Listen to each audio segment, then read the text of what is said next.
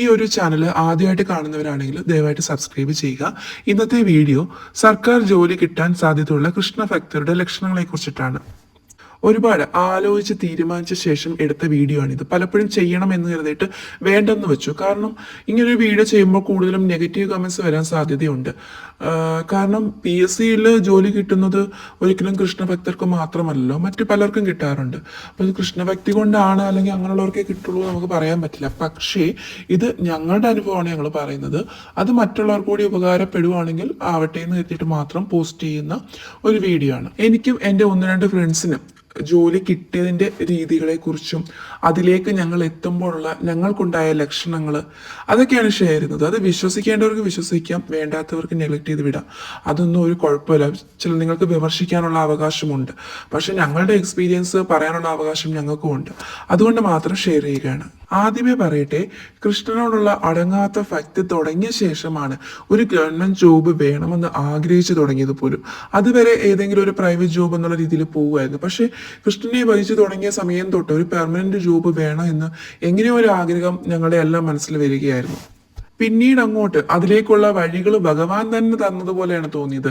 പഠിക്കാനുള്ള സോഴ്സസ് ആണെങ്കിലും പഠിക്കാനുള്ള കൂട്ടുകാരെ ആണെങ്കിലും എല്ലാം ആ കണക്ട് ചെയ്ത് വന്ന കൂട്ടുകാർ പോലും കൃഷ്ണഭക്തി ഉള്ള ആൾക്കാരായിരുന്നു എന്നുള്ളതായിരുന്നു പ്രധാനം. പലപ്പോഴും അത് അത്ഭുതമായിട്ട് തോന്നിയിട്ടുണ്ട്. സംസാരിച്ച് വരുമ്പോഴാണ് അവരും കൃഷ്ണഭക്തരാണ്, അവരും ജോലിക്ക് വേണ്ടിയിട്ട് ഒരുപാട് കൃഷ്ണനോട് പ്രാർത്ഥിക്കുന്ന ആളുകളാണെന്നൊക്കെ മനസ്സിലായി വരുന്നത്. അത് തന്നെ ഒരു പോസിറ്റീവായിട്ടുള്ള ലക്ഷണമായിരുന്നു. ഇപ്പം നിങ്ങൾ ഒരു സർക്കാർ ജോലിക്ക് വേണ്ടിയിട്ട് പഠിക്കുന്നുണ്ടെങ്കിൽ, നിങ്ങൾക്കൊരു കമ്പനിയായിട്ട് ഒരാളെ കൂടെ പഠിക്കാൻ കിട്ടുന്നുണ്ട്, അല്ലെങ്കിൽ നിങ്ങൾക്ക് വേണ്ടിയിട്ട് പ്രാർത്ഥിക്കുന്ന ഫ്രണ്ട്സ് കാണും, ഇതെല്ലാം കൂടുതലും കൃഷ്ണഭക്തിയുള്ള ആൾക്കാരാണെങ്കിൽ നിങ്ങൾക്ക് ഉറപ്പായിട്ട് ജോലി കിട്ടും. കാരണം നിങ്ങൾ ശരിയായ ഒരു ട്രാക്കിലാണ് പോയിക്കൊണ്ടിരിക്കുന്നത്. രണ്ടാമതൊരു ലക്ഷണം എന്ന് പറയുന്നത്, നമ്മൾ ഈ പഠിക്കുന്ന സമയത്തെല്ലാം എൻ്റെ കൃഷ്ണ ഇതൊക്കെ വരണേ, എനിക്കിതൊക്കെ ഓർമ്മ വരണേ എന്നിങ്ങനെ നമ്മൾ കൃഷ്ണനോട് ഷെയർ ചെയ്തുകൊണ്ടിരിക്കും. എല്ലാ ടെൻഷൻസും ഭഗവാനോട് നമ്മൾ ഷെയർ ചെയ്യും. അത് വരണേ, എനിക്ക് ജോലി കിട്ടണേ, എനിക്ക് ടോപ്പ് റാങ്കിൽ തന്നെ വരണേ എന്നൊക്കെ നമ്മൾ ഭഗവാനോട് പറഞ്ഞുകൊണ്ടിരിക്കും. നമ്മൾ വേറൊരാളുടെ അടുത്ത് പറയുന്നതിനേക്കാളും ആശ്വാസം ഭഗവാനോട് പറയുമ്പോഴായിരിക്കും.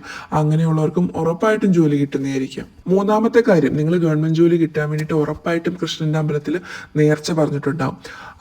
കാരണം നിങ്ങൾ ഗുരുവായൂരോ അല്ലെങ്കിൽ ചെറിയ ഏതെങ്കിലും കൃഷ്ണാമ്പലത്തിലോ എന്തെങ്കിലും നേർച്ചകൾ നിങ്ങൾ പറഞ്ഞിട്ടുണ്ടാവും. അങ്ങനെ ഉണ്ടെങ്കിൽ നിങ്ങൾക്ക് ഉറപ്പായിട്ടും താമസിയാതെ തന്നെ ഒരു ഗവൺമെന്റ് ജോബ് കിട്ടും.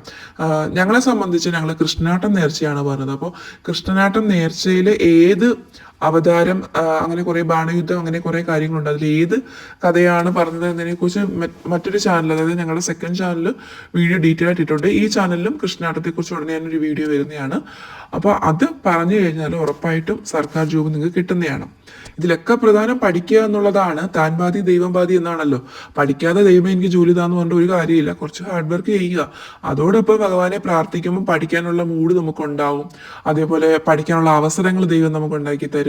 നമ്മൾ പഠിക്കുന്ന കാര്യങ്ങളായിരിക്കും എക്സാമിന് വരുന്നത്. അങ്ങനെ ഒരുപാട് നമുക്ക് ഉരുത്തിരിഞ്ഞ് വരും. അതിൽ മാത്രമേ ഭഗവാനെ ഹെൽപ്പ് ചെയ്യാൻ കഴിയുള്ളൂ. അല്ലാതെ പഠിക്കാതിരുന്നിട്ട് ജോലി വേണമെന്ന് വാശി പിടിച്ചിട്ട് കാര്യമില്ല. ലാസ്റ്റ് ഒരു ലക്ഷണം കൂടി പറയാം. നമ്മൾ എക്സാമിന് മുമ്പോ എക്സാം കഴിഞ്ഞോ ഗുരുവായൂർ പോയിരിക്കും. ഒന്നുകിൽ പലരും എക്സാമിന് തൊട്ട് മുമ്പ് തന്നെ ഗുരുവായൂർ പോയി ഒന്ന് തൊഴുതിട്ട് വരും, അല്ലെങ്കിൽ പരീക്ഷ കഴിഞ്ഞ സാവധാനം ഒന്ന് റിലാക്സ് ആയ ശേഷം ഭഗവാനെ കണ്ട് തൊഴുത് നമ്മുടെ ആവശ്യങ്ങൾ പറയും. ഇങ്ങനെ ചെയ്യുന്നവർക്കും ഉറപ്പായിട്ടും ജോലി കിട്ടുന്നതാണ്. നിങ്ങളൊരു സർക്കാർ ജോലിക്ക്, ഒരു PSCക്ക് പഠിക്കുന്ന വിദ്യാർത്ഥിയാണെങ്കിൽ, ഹിന്ദു വിശ്വാസിയാണെങ്കിൽ ഉറപ്പായിട്ടും കൃഷ്ണനെ ഭജിക്കുക. അതേപോലെ ഗുരുവായൂർ അല്ലെങ്കിൽ ചെറിയ അമ്പലങ്ങളിലൊക്കെ കൃഷ്ണനെ കണ്ട് തൊഴുക. ഒരുപാട് മാറ്റങ്ങൾ നമ്മുടെ ലൈഫിൽ വരും. പലപ്പോഴും നമുക്ക് പഠിക്കുന്ന സമയത്ത് ജോലി കിട്ടുമോ എന്നുള്ള കൺഫ്യൂഷനാണ്. അങ്ങനത്തെ കൺഫ്യൂഷനൊക്കെ മാറ്റി ഭയങ്കരമായിട്ട് കോൺഫിഡൻസ് ഒക്കെ കിട്ടും. ഞാൻ പല ദൈവങ്ങളെയും പ്രാർത്ഥിച്ചിട്ടുണ്ട്. ഞങ്ങളുടെ ഫ്രണ്ട്സിൻ്റെ എല്ലാ എക്സ്പീരിയൻസ് ആണ് പറയുന്നത്.